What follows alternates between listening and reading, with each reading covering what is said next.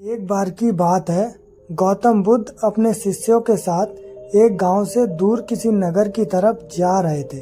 गर्मी के दिन थे और रास्ता भी बहुत लंबा था। गौतम बुद्ध अपने शिष्यों सहित बहुत देर से चल रहे थे, जिस वजह से उन्हें बहुत प्यास लगी थी। वहां से कुछ ही दूरी पर बरगद के वृक्ष की एक घनी छांव थी।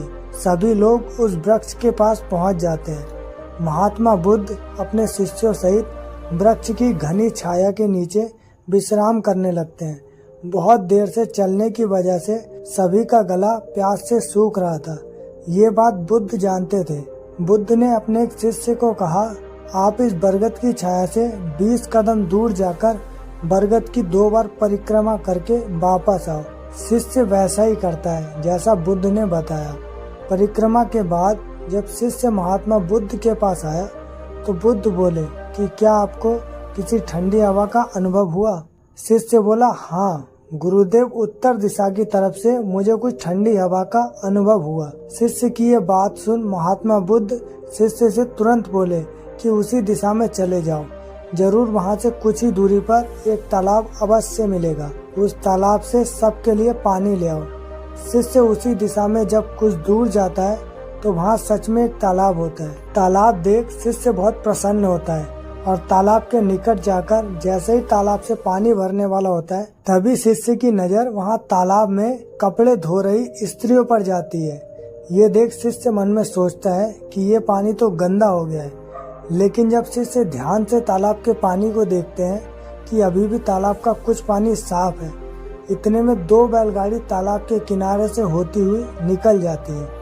बैलगाड़ी के पहिए तालाब की मिट्टी के ऊपर इतनी जोर से गिरते हैं कि तालाब के नीचे बैठी बहुत सारी मिट्टी तालाब के ऊपर आ जाती है, जिस वजह से तालाब का बचा हुआ पानी भी गंदा हो जाता है। ये देख शिष्य बिना पानी पिए क्रोध में महात्मा बुद्ध के पास वापस चला जाता है। शिष्य बहुत ही निराशा भाव से महात्मा बुद्ध को सब बात बताता है। शिष्य की बातें सुन सभी शिष्य बोलते हैं कि हमें तुरंत यहाँ से निकलना चाहिए, किसी दूसरी जगह पानी की खोज करनी चाहिए, वरना प्यास के मारे जान निकल जाएगी। इधर महात्मा बुद्ध सभी को शांत होने के लिए कहते हैं और बोलते हैं कि धीरज रखो, कुछ देर यहीं बैठो। उचित समय आने तक सभी महात्मा बुद्ध की बात सुनकर शांत हो जाते हैं और वहीं बैठ जाते हैं। कुछ समय बीत जाने के बाद महात्मा बुद्ध फिर से अपने शिष्य को उसी तालाब से पानी लाने के लिए कहते हैं। शिष्य बिना कोई सवाल किए उसी तालाब से पानी लेने के लिए फिर से चला जाता है। तालाब की हालत देख शिष्य को यकीन नहीं होता। तालाब का पानी पूरी तरह से साफ होता है। ये देख शिष्य बहुत खुश होता है और पानी भरकर महात्मा बुद्ध के पास जाता है। सभी पानी पीकर अपनी प्यास बुझाते हैं, लेकिन अभी भी सबके मन में ये एक सवाल था कि आखिर ये चमत्कार हुआ कैसे।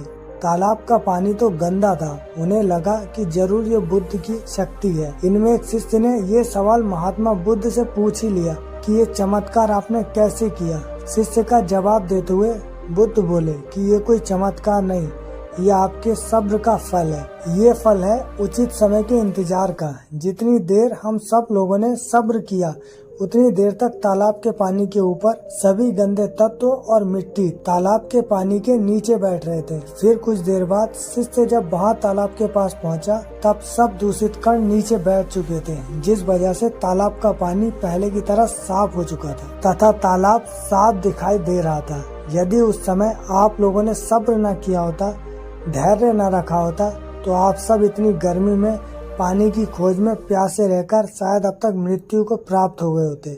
क्योंकि यहाँ से अगला कोई तालाब है या नहीं, और होगा भी तो क्या उसका पानी साफ होगा या नहीं। इन सभी कारणों से आप कभी प्यास ना बुझा पाते और प्यास से मर जाते। इतना बोलने के बाद महात्मा बुद्ध शिष्यों को एक सीख देते हुए कहते हैं कि जैसी स्थिति हम लोगों के समक्ष आ जाई है, वैसी स्थिति और मुश्किल दौर जिंदगी के हर मोड़ पर आएंगे। तब उस समय भी आपको ऐसे ही संयम बनाए रखना होगा और अपने विवेक से काम लेते हुए ही आपको एक उचित फैसले के साथ सही नतीजे पर पहुंचना होगा। हर मुश्किल दौर में सब्र रखते हुए ऐसे ही शांत मन से ही कोई फैसला लेना चाहिए, जिसका आपके और दूसरों के लिए अच्छा फल मिले। क्योंकि ऐसी परिस्थितियों में लोग और गुस्से तथा जल्दबाजी में गलत काम और फैसला कर बैठते हैं, जिसका बुरा परिणाम उनको भविष्य में देखने को मिलता है, जिसमें खुद का नुकसान अधिक होता है। कुछ परिस्थितियां जीवन में ऐसी होती है जहां हमें सब्र बनाए रखते हुए उचित समय का इंतजार करना होता है, लेकिन लोग अक्सर यहीं पर अपना सब्र खो देते हैं और उचित समय आने का इंतजार नहीं करते, जिस वजह से उनको आगे चलकर दुख और मुश्किलों का सामना करना पड़ता है। हमारे द्वारा लिया गया आज का फैसला हमारे आने वाले कल की खुशी दुख को निश्चित करता है। सही समय के इंतजार से हमें अपने जीवन में बहुत कुछ सीखने को मिलता है। हमें अपने जीवन की उन अनमोल बातों और ज्ञान का बोध होता है जो हमारे जीवन में बहुत काम आती है। अक्सर इंसान जिंदगी में आने वाली परेशानियों के बारे में सुनकर बहुत परेशान हो जाता है, तो ऐसे में हमें ऐसे कार्यों से बहुत कुछ ज्ञानवर्धक बातें सीखने को मिलती हैं जो जीवन की मुश्किलों का सामना करने की ताकत देती है। ये इंसान के मन में एक सकारात्मक ऊर्जा का संचार करती है, जो मन में बनने वाली नकारात्मक ऊर्जा को खत्म कर इंसान को सही राह की तरफ अग्रसर करती है। तो दोस्तों, अगर ये कहानी आपको पसंद आई हो तो वीडियो को लाइक जरूर करें। धन्यवाद।